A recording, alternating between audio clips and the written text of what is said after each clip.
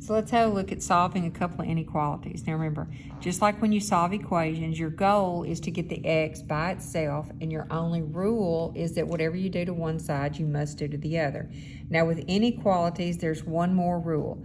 If you multiply or divide by a negative number, you flip your sign, okay?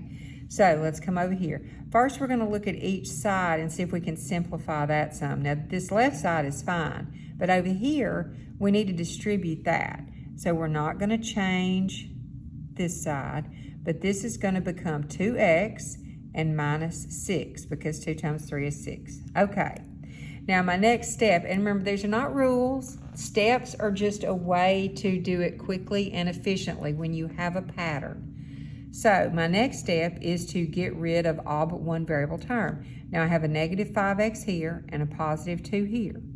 If I get rid of the 5x, I can do it by addition, but if I get rid of the 2x, I have to subtract. So I'm going to choose to add 5x to each side. All right, these two subtract out, so now I have 7 is less than 7x minus 6. So now we're going to add 6 to each side, getting rid of the number that's added to or subtracted from the variable term.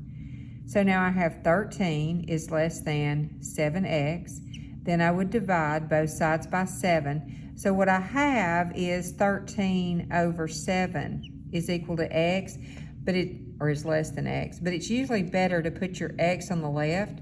So when I change it, remember, if the big end is pointing to the x here, then when you change it, the big end has to point to the x there. So that's your standard form answer.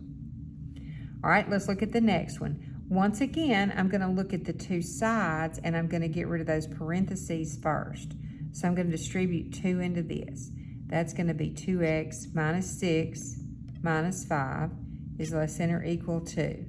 All right, I'm going to distribute the 3. It's going to give me 3x plus 6 minus 18. Okay, now let's combine on both sides. We have some constant terms. Negative 6 minus 5, since the signs are the same, you add and keep the sign. So that's 2x minus 11.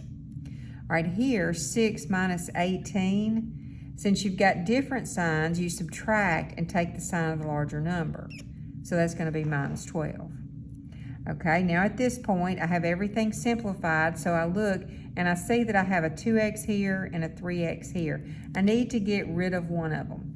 Since both of them are positive, you look in front of it, I would subtract either way. So let's subtract the smaller one. That keeps you from getting a negative.